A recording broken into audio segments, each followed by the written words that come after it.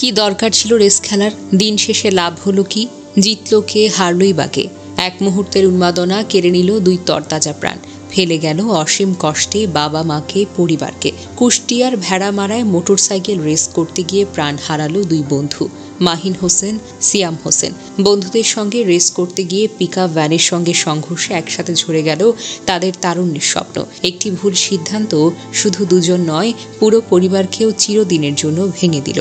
যারা ভাবছিল মজা হবে, উত্তেজনা হবে, শেষমেশ সেই মজায় রূপ নিল মর্মান্তিক সুখে। এক মুহূর্তের আনন্দ, কয়েক সেকেন্ডের রোমাঞ্চ আর একটু গতি দেখানোর উচ্ছ্বাস কখনোই জীবনের চাইতে বড় নয়। মাহিন আর সিয়ামের মৃত্যু আমাদের চোখে আঙুল দিয়ে দেখিয়ে দেয়, বেপরোয়া মোটরসাইকেল রেস কেবল নিজের নয়, পরিবার ও সমাজের জন্য চরম বিপর্যয় নিয়ে আসতে পারে। একটি তরুণের মনে রাখা উচিত, জীবন তো একটাই, এটাকে অকারণে ঝুঁকিতে ফেলার কোনো মানে হয় না। পরিবার, সমাজকে এখনই দায়িত্ব নিতে হবে, যাতে আমাদের সন্তানরা ভুল পথে না যায়, অকারণে মৃত্যুর মুখে ঢলে না পড়ে। রেস করে জেতা যায় না, রেস থামিয়ে জীবনকে বাঁচানো যায়।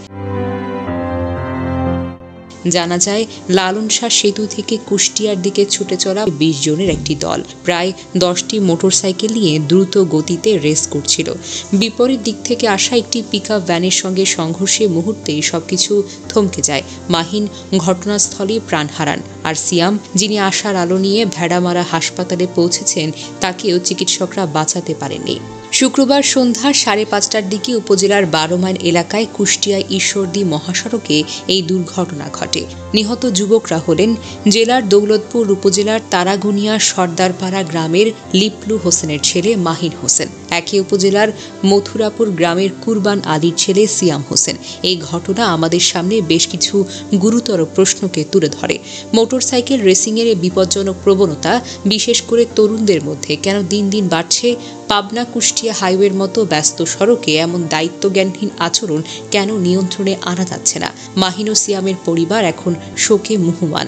তাদের স্বপ্ন, তাদের ভবিষ্যৎ সবকিছু এক মুহূর্তে ধূলিসাৎ হয়ে গেছে। এই দুই তরুণের মৃত্যু কেবল তাদের পরিবারের জন্য নয়, পুরো সমাজের জন্য একটি সতর্কবার্তা।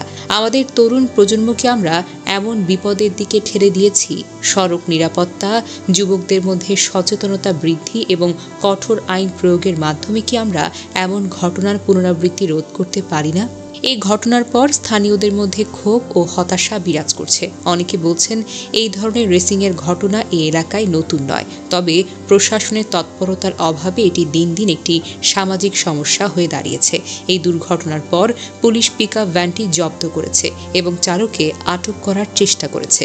কিন্তু শুধু চালককে দায়ী করে কি আমরা এই সমস্যার মূল থেকে মুক্তি পেতে পারবো? নাকি আমাদের সমাজের, আমাদের শিক্ষা ব্যবস্থার এবং আমাদের আইন প্রয়োগকারী সংস্থাগুলো আরও গভীর দায়িত্ব রয়েছে? এই ঘটনা আমাদের সবাইকে একটি কঠিন সত্যের মুখোমুখি করছে। আমাদের তরুণদের উচ্ছ্বাস, উদ্দীপনাকে সঠিক পথে চালিত করতে না পারলে এমন ট্র্যাজেডি বারবার ঘটবেই। মাহিন ও সিয়ামের মৃত্যু শুধু একটি সংবাদ নয়, এটি আমাদের সকলের জন্য একটি জাগরণের ডাক। আমাদের এখনই পদক্ষেপ নিতে হবে, সড়কে নিরাপত্তা বাড়াতে, তরুণদের মধ্যে সচেতনতা তৈরি করতে এবং এমন বিপজ্জনক কার্যকলাপের বিরুদ্ধে কঠোর ব্যবস্থা নিতে।